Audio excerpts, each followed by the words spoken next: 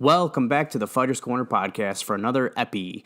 Today's episode, we mainly cover a UFC recap about the event that recently took place with Anthony Showtime Pettis versus Stephen Wonderboy Thompson. We also talk about training camp shenanigans and what's been going on with a few of them. We touch up a little bit on the biggest MMA troll in existence, Ben Askren, followed by a little TJ Dillashaw, some combat sports apps, and a few other tidbits. Before we start the episode, I want to thank our show sponsor, the United Combat League. UCL MMA has been doing MMA shows across the Midwest for years and has been a pinnacle in local MMA for the Chicagoland area. Any interested in shows, tickets, or even combat opportunities, go to uclmma.com. So who are you taking in this weekend's fights? I know who I got, and it's not who you think. So I'm going to take my picks over to the world's safest and most trusted online gambling site and make a few bets. That's right, it's betdsi.com. With more than 20 years' experience in the online gaming industry, BetDSI has the best sign-up and deposit promotions on the web. They also boast more deposit options than any other betting site, including fast, free, and secure payouts. Also, for our listeners, they are offering a special promotion where you can build a bigger bankroll and get 100% sports cash bonus when using our promo code Fighters Corner, all one word. That's 50% more sports cash by using our promo code Fighters Corner. Check out BetDSI for all your online gaming needs. So I'm stuck in the studio today with Jonah. Hey, what's up? And before we send off to the episode, I'd like to give some thanks to Johnny Rehab and the music his attorneys allowed us to use. You can find him online at SoundCloud, Bandcamp, and Amazon. Also, I'd like to thank our affiliates at BetDSI. I think we're going to be doing an odds show for them in the next few weeks, which should be fun.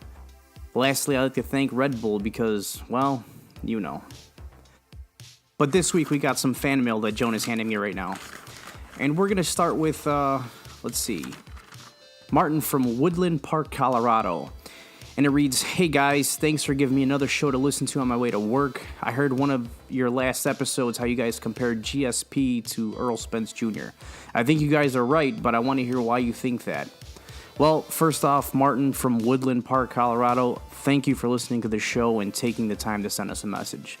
I know I briefly touched up on it in the last episode, but the point I was trying to make was that, like GSP, Earl Spence Jr. is good at a lot of things, but he's probably the best high-volume puncher in boxing today. Spence outpunched Mikey Garcia by almost 5 times. He's a special athlete that you don't really find too often because of his high energy, dominance, and even in-ring intellect. In fact, the more I listen to him and watch him, the more I really like him. He's a really bright dude. Sunny D from Diamond, Illinois. Sunny D. Hey, Mike, great show. Oh, this one's for Mike. Listened to a few episodes and heard you mentioning Diamond, Illinois.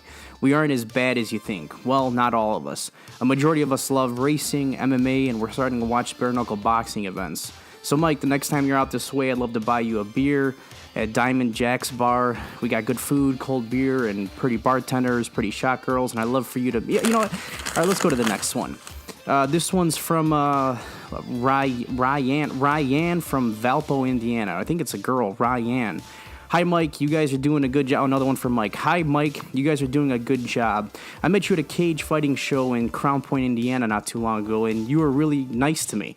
I think you got a real sexy voice, and I love to..." You know what? We're done with the mailbag today. Enjoy the podcast.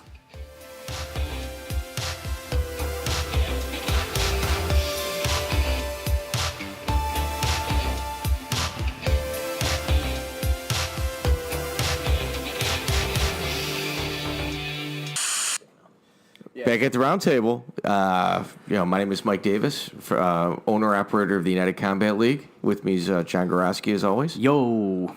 And Jonah Williams. Hey, what's up?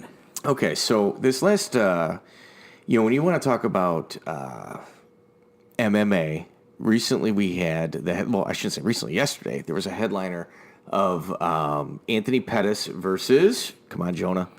Anthony Pettis versus Showtime. Showtime. Yeah, he is Showtime. Oh, yeah, I'm sorry. Wonderboy. Wonderboy Thompson. Wonderboy Thompson. Yes. So now you kind of figure, like when you start thinking to yourself, man, it's 100 guy fought at 145 pounds. Wore the belt at 155. Yeah. He called out Stephen Thompson and fought him at 170 and knocked him out in the beginning of the second round. Okay. Yeah, he's ranked top 5. He called out a top 5 170. guy at 170. Yeah. Okay. Well, I kind of got an issue with this. With who? With Anthony Pettis doing that. Now you can sit here and go, what do you mean? What do you got a problem with? The guy fought 145, went up to 170. You know, he had a fantastic showing against Tony Ferguson. You know, he kind of needed a rebound fight.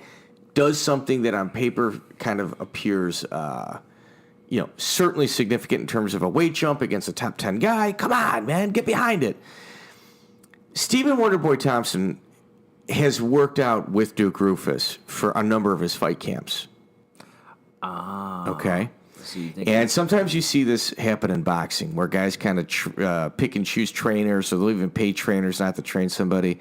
And I think we're going to start seeing that in MMA once the paydays start getting bigger. Because I don't think what he did was ethical. Now, So they trained together, and then he fought. well, you said you trained and you went up a weight class, and this has been happening more and more frequently, except people aren't really talking about it.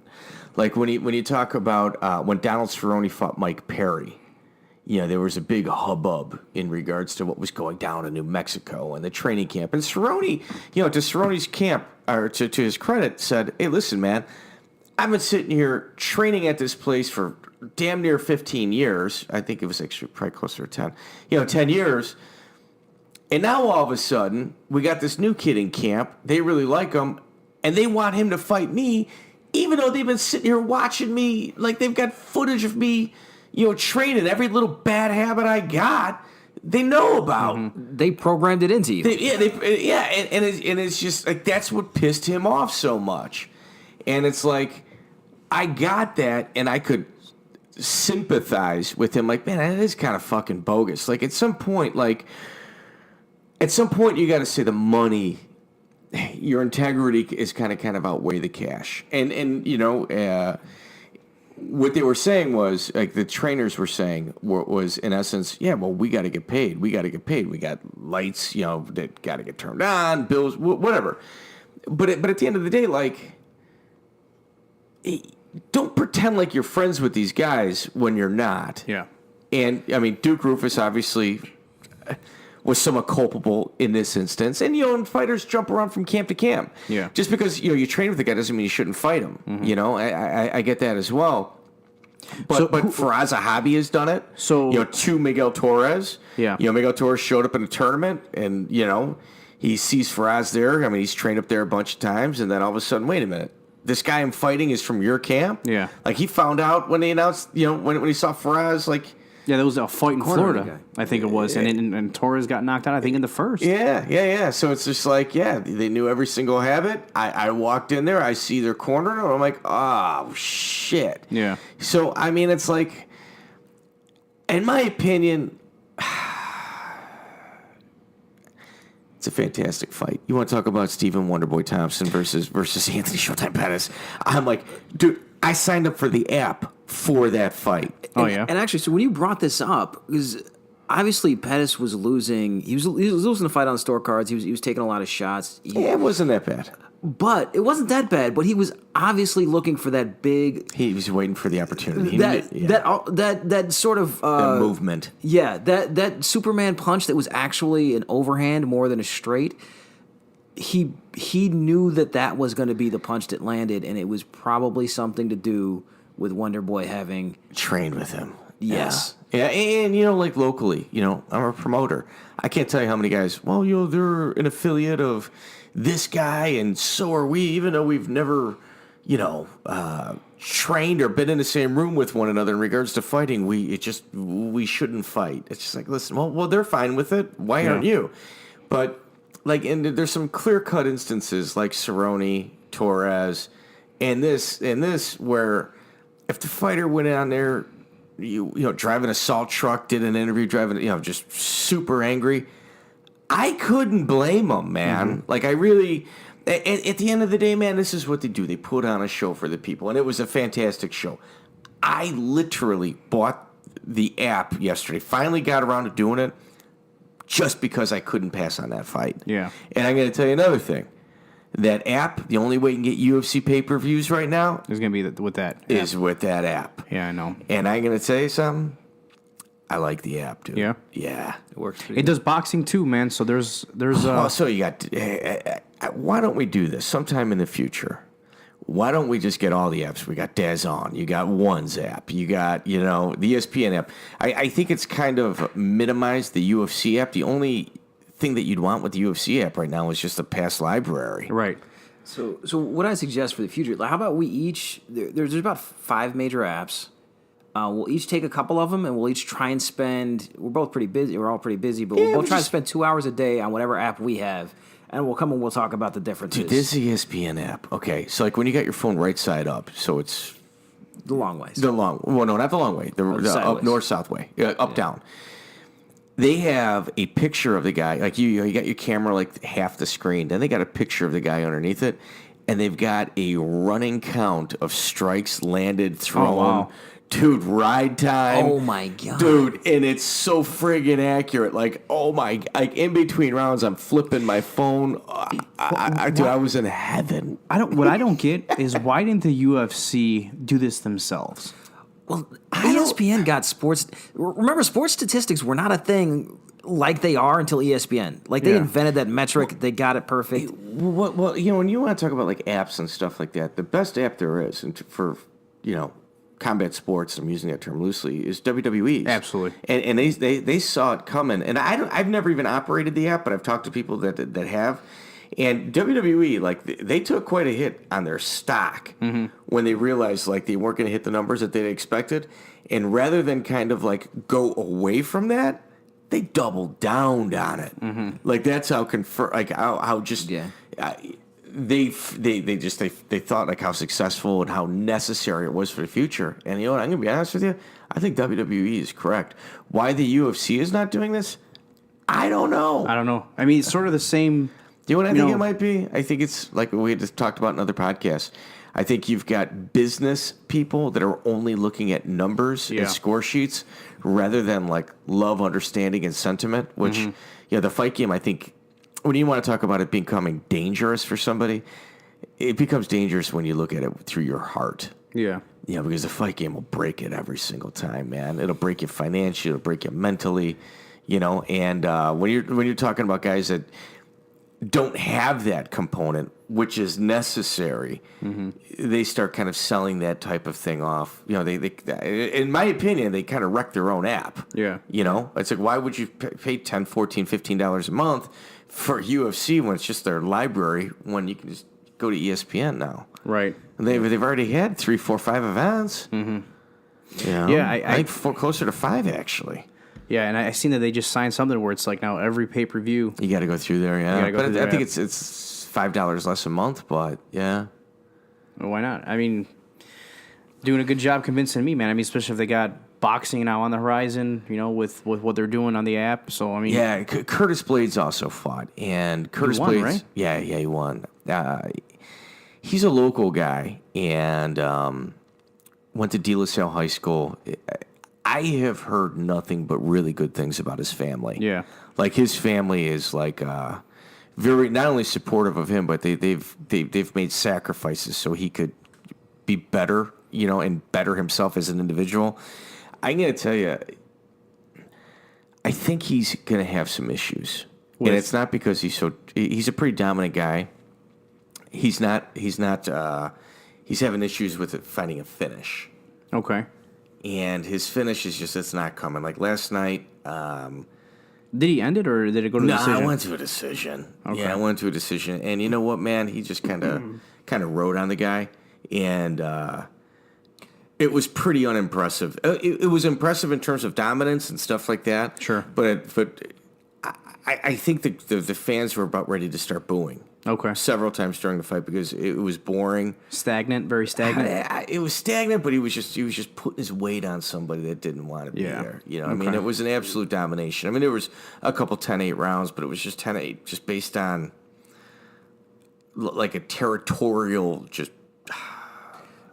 like a territorial pissing, like a wolf. Like this is my, this is my house. Yeah, so he needs to bring the violence up. He 100%. 100%. And last night he had that opportunity. He almost, and he cracked him going into the second round where almost had him knocked out, went right back to his game plan, just Yeah. sitting on top of him. Yeah. Yeah, it's okay to sit on a guy as long as you're also being violent. You got to be knees to the body. If you got him, you got to be grinding the head. You got to be pounding him out. You can't just be like you're trying to pin the guy for 5 straight minutes. So no, this brings me to my another topic. And Jonah, you're 100% correct. Well, here, before you change lanes real quick, what do you think is the blame for that with Curtis Blades? Do you think it's his corner that's giving him the wrong advice? Or do you think it's his game plan? It seems like he wants to be safe. Like, I mean, I think he wants to be safe. When he's in a position of safety, he's just not doing anything. He has been knocked completely unconscious 2 different times. By the same guy, right? By the same guy. Yeah. The hardest puncher probably in the world, actually. Yeah. So, and his last time, he flew to China to fight for under a minute. Mm-hmm. That's like a 20-hour plane ride, bro. Yeah. Like, and it's not just a plane ride. I mean, you're bouncing around from like maybe 2 airports just to get to China. Yeah. So it's like he's got to mentally push through, and he's at Elevation right now, Elevation Fight Team, and a heavyweight being up there. I mean, he looks like a specimen. He looks good. I'd like to see him interviewed a little bit more. Because he's a young guy. I think he's a little uncomfortable. He's still kind of getting used to who he is. Mm-hmm. I think people look at him as a dominant force, but he doesn't see himself that way. Mm-hmm. And when he finally comes to grasp it, I think the type of violence that he's capable of is going to be through the roof. But you also don't want to get Mike Russo'd, prior to that, which is decision, everybody. And then the minute you get your butt beat, they cut you. First law's gone. Right. I mean, Philip Miller also fell into that category as well. Well, Philip Miller never even had that opportunity. Mm-hmm. Philip Miller was like 17, 18, and 0, and the UFC cut him. Just a boring fighter. That's like we were talking about in the other podcast, how you win matters in the UFC. Like they want to see the violence. They want to see the show. I tell you another thing that's actually like with Demetrius Johnson, it was kind of like the first MMA trade ever when he got traded for Ben Askren. And initially, I think it was like ONE FC said no or something like that. And somebody over in management convinced him, Ben Askren's retired. We're giving them a retired guy that we have under contract right now, because he's bored, for arguably one of the top pound-for-pound guys. Not arguably. 11 title defenses. I mean, you can't judge fighters entirely by statistics and metrics like that, but if you're going to use statistics... And it was like, it was on a loss, too, which was like, I know Cejudo got him, and some people were saying that was kind of scored funny. Now, that wouldn't be the UFC's fault, but I just think if Cejudo was actually just a little more dominant in regards to time and stuff like that. But this Ben Askren has been real interesting. Oh, yeah. So Ben Askren, when you look at, when you think of an internet troll, somebody that is just a professional that does it 24/7, doesn't have a job, they just kind of try to mess with people's lives. They look like Ben Askren. Okay. That's 100% for sure. My thought on that is I envision just a big dude, 250 pounds. Doughy with chest hairs coming out of his stained goatee, no ears probably. What I mean? So ask his mom to bring down another box of Cheetos. You're describing Askren, except Askren makes 170 pounds. Yeah, okay. In terms of weight. Sure. You look at his body and you're like, there's no way that guy's an athlete. Yeah, he looks he's ridiculous. So Askren has been to say he's been active is an understatement. Okay. So, first and foremost, he fights Robbie Lawler. And Robbie Lawler plants him on his head, tags him up, gets caught in a bulldog choke. And in the bulldog choke, which, I mean, if you're listening to this podcast, you already know what happens. Robbie looks like he drops his hands to relax. Herb Dean jumps in. And I'm going to tell you, when I watched that fight, I don't know if I was with you when I watched that fight, I yelled, "Stop the fight!" Mm-hmm. Herb stops it. Robbie Lawler just looks up like, "Hey, man, what's going on here? What are we doing?" And, the classiness that Robbie Lawler showed was incredible. Instead of freaking out, going crazy, just shook his hand, goes, hey, man, that was kind of a bad call. Herb Dean's like, man, I thought you were out. You were out. He actually said, I gave you the thumbs up. He's like, I didn't see it. But then he dropped his hand. Yeah. But the thing about getting choked out is you don't know that you went to sleep. It's not clear to the person that went to sleep. And just watching the way that hand fell, he gave the thumbs up and it dropped. If you're Herb Dean, dude, what do you do, man? You gonna let him die? No, you got to do it. So essentially what Askren says is, when Herb Dean stopped it, I let loose. He came to. He's like, he was out. Askren's saying he was out. Oh, yeah? Robbie Lawler's saying I wasn't out. And he does. And it's just, it's you watch that thing and it's mind-boggling. Yeah. I don't think he went out. I mean, like, you can tell when a body goes limp. But that choke, there's not many ways out of it outside of a slam. Right. Okay. So, they want to do the rematch. Askren's like, who's a phenomenal shit talker, says, well, I don't really want to do a rematch. Not only did I already beat him, but like I didn't want to fight him in the first place. like at least he was upfront about it. You know, he's like, here, give me the champ, give me this guy, give me this guy. You know, and Dana White, I mean, he can sit here and you can see here go, oh wow, you know, Dana's impartial. Anyone that fights for the UFC fights for UFC. Dude, Dana White offered him a contract to burn his bridge with Bellator. Burns his bridge with Bellator and goes, yeah, we're going to rescind the contract. Screw you. I mean, that's the scumbag move. Like the bad mouthing that went down in Wisconsin, in Milwaukee, Wisconsin, for probably about the next 2 months of Dana White was probably unprecedented and absolutely deserved. But in Dana's defense, you know, he doesn't like Bellator. Yeah. You know, he doesn't like you, and he doesn't like Bellator. And, you know, he gave you a two-piece spicy. He got to screw you both. Yeah, he gave you a two-piece spicy. Yeah, just, you know, your champion's not loyal to you. You're never going to have your champion back, and I don't want him either. Yeah. So Askren essentially is saying that there's a mean case of Askrenitis going around the UFC because no one wants to fight him. And he's right. No one wants to fight him. Yeah. So he also did a video a couple days ago of him taking a watermelon in each arm, like a giant watermelon, and showing how tight his squeeze was. Yeah. He decimated them. Okay. His doughy, hair-chested body wrecked these watermelons with a simple squeeze, dude. Yeah. Like last week, it was funny. I was driving around with Mark Coleman. I was in Ohio. You know, and I'm obviously not trying to shoehorn somebody into this story, but Coleman told me about this. I'm like, what? He goes, man, look at the squeeze on that guy. He's funky. He calls his wrestling style funky. He's like, he's a funky wrestler. And he's like, and he's got a squeeze to him. Coleman showed me that video, and Coleman goes, I've tried to do that before. It's not easy. Yeah. So, yeah, no, it's interesting. So, I mean, UFC is more app-based now, it appears. Yeah. I think they're going to be doing, I know they're going to be on ESPN, doing ESPN events, but they've been on that app like crazy. Yeah, and I think ESPN's really brought a lot of the professional sports casting to UFC. Like you said, with the statistics, like you're getting way better statistics, ride times and power shots, and a lot of these things. Before it was the commentators were just talking; they weren't actually calculating stuff and putting stuff on the screen and making stuff available. I think ESPN's a good match for the UFC, kind of contributing value. Yeah, no, I agree. But they each have their own apps. And there's UFC content on both of them, which is going to be an interesting thing to see how that plays out. They've actually got some really good cards coming up as well. UFC? Yeah, they really do. And ESPN? Yeah, on ESPN. Yeah, no, I'm glad I signed up, man, to be honest with you. Yeah, I'm heavily considering it. Yeah. It's $5. Yeah. You know? I mean, it's $5. What's DAZN right now?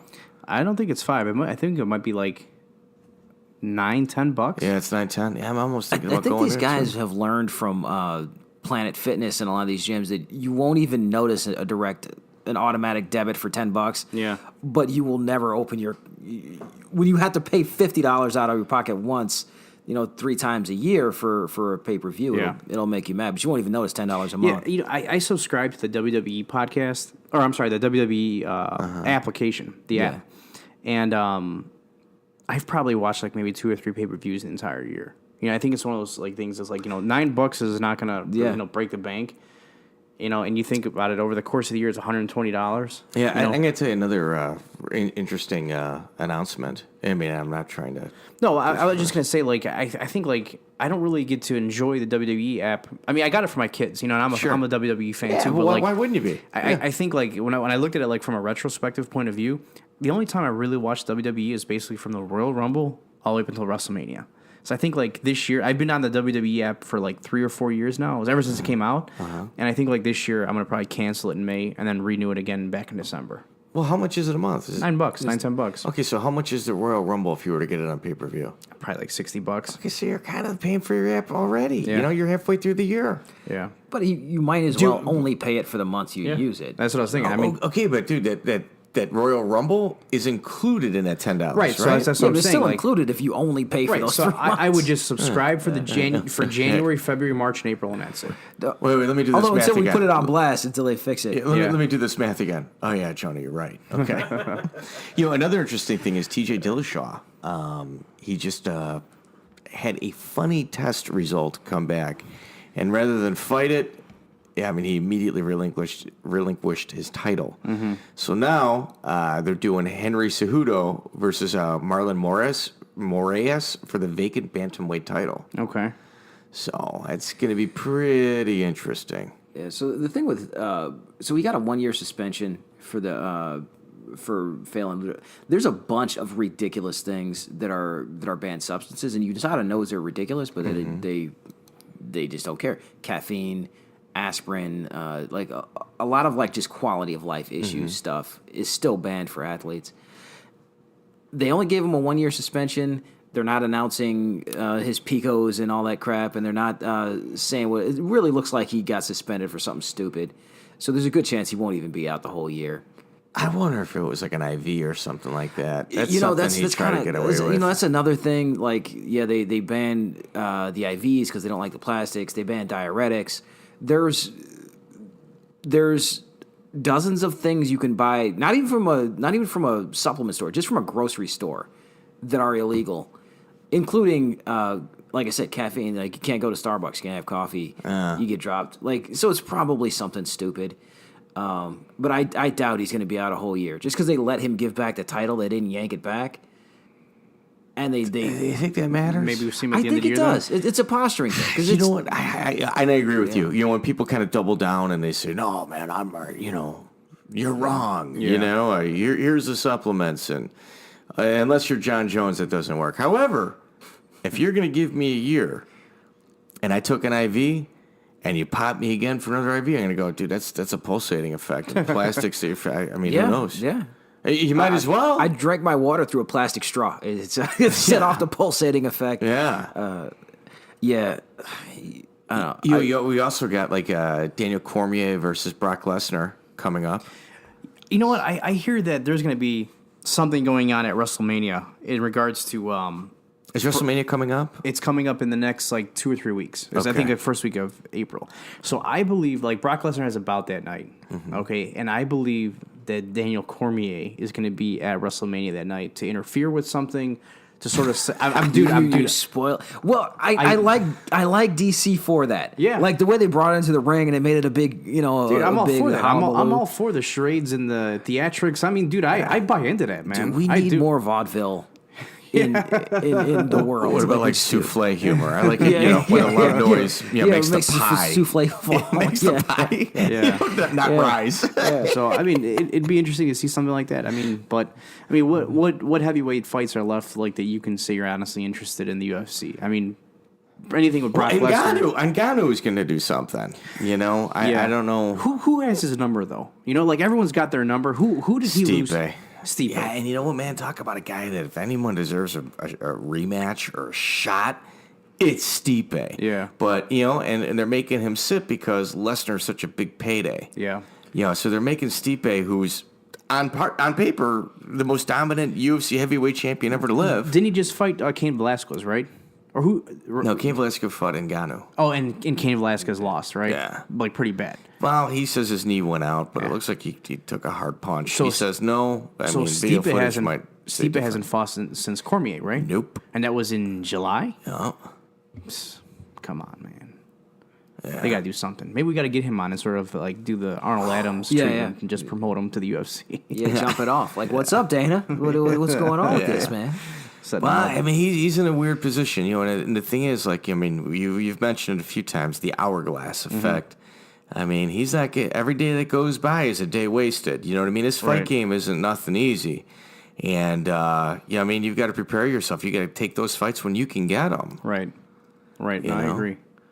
So I mean, that's where he's at, which is interesting. Yeah, with the heavyweights, the type of damage is entirely different. 'Cause it's just so much. There's so much impact. Obviously, with it getting punched in the head, but also every time a guy shoots a heavy double, that guy's weighing 265, and he's hitting a guy that weighs 265 265 at the weigh-in. at the weigh-in. And a lot of these guys, the heavyweights are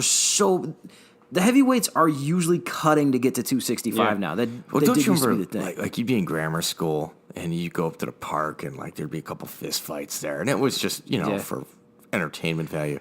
But then like towards the end of the night, you'd like look at the biggest kid, that was with you, and you'd look at the biggest kid with them, and you'd be like, man, you guys got to do it, But they never would. They never would. Yeah. So I mean, that's the way I look at the heavyweights. It's like the big kids that actually wanted to fight. Yeah. I mean, in my neighborhood, none of them did. It was always the smaller guys. Yeah, except if you're in boxing, then you got to send the kid to the other neighborhood to fight all those bullies over there. And then they got to go to the other neighborhood to fight all the bullies over there. And then hopefully for 4 or 5 years when they're out of college, you know what I mean, maybe they'll fight each other. Yeah, but I mean, UFC. I mean, they're putting on really good cards right now, and is what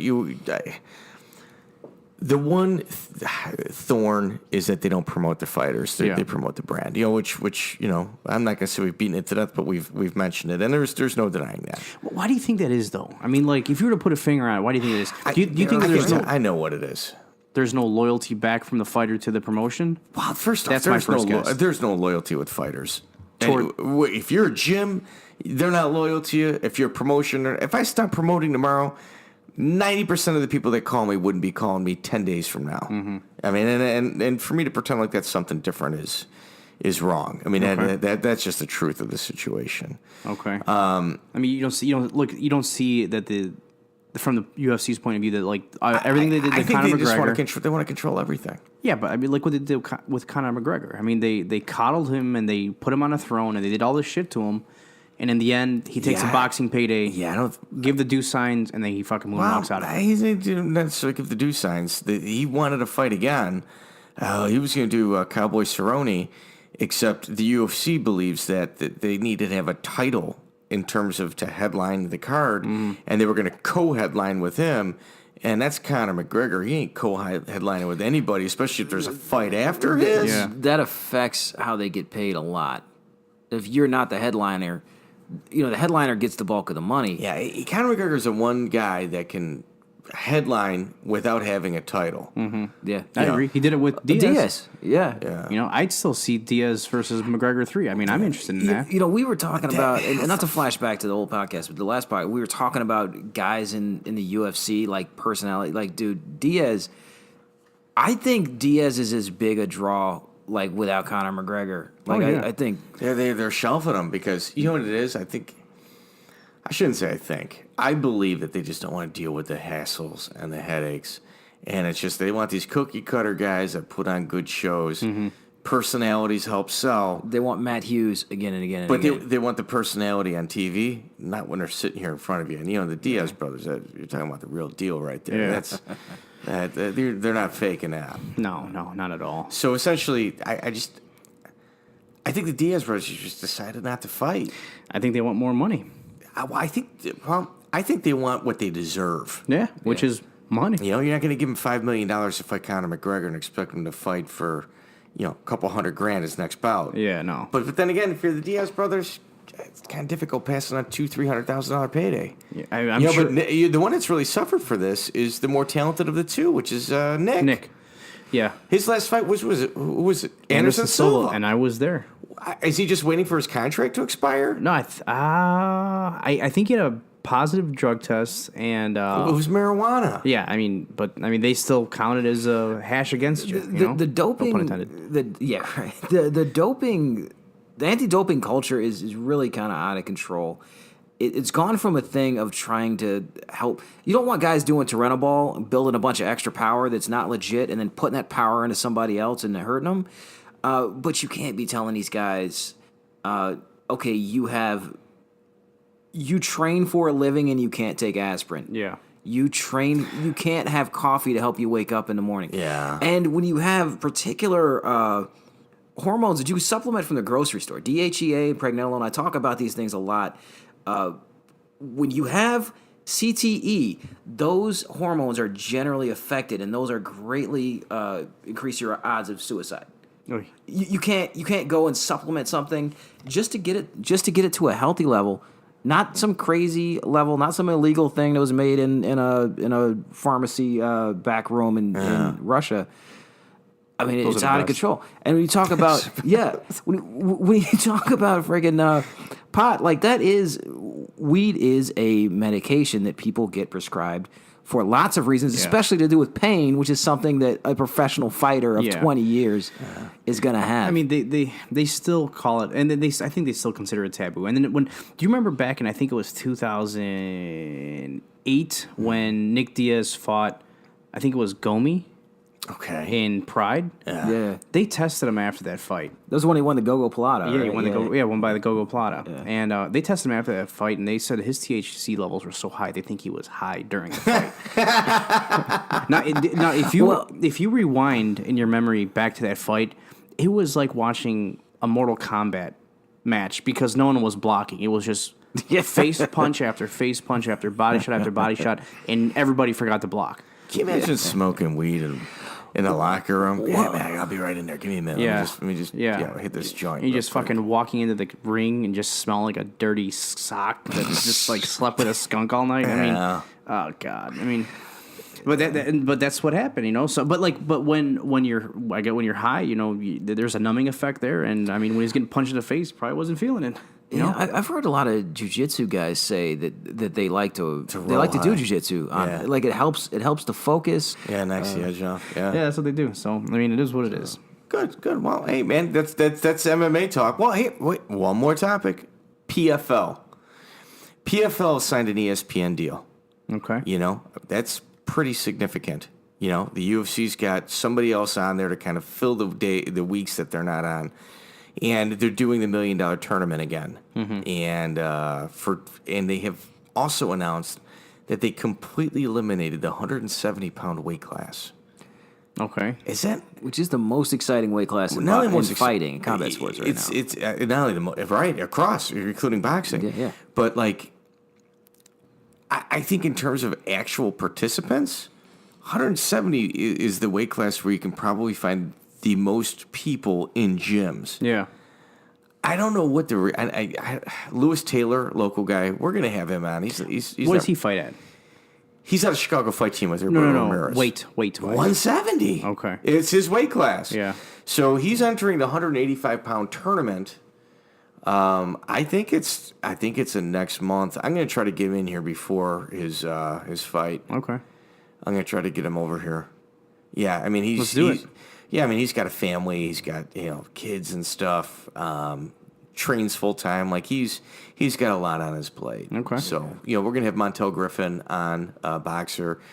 We're gonna have Miguel Torres on. I think next week we're gonna have Miguel Torres. We're gonna give our little YouTube thing a little spin. Sounds good to me. Yeah. So that's our MMA update. For the week, and we're gonna try to do these once a week. We're gonna give little boxing MMA updates and keep them separate. Little conversation points. Sure. So yeah. All right, cool. Thanks for joining us, guys. Appreciate it.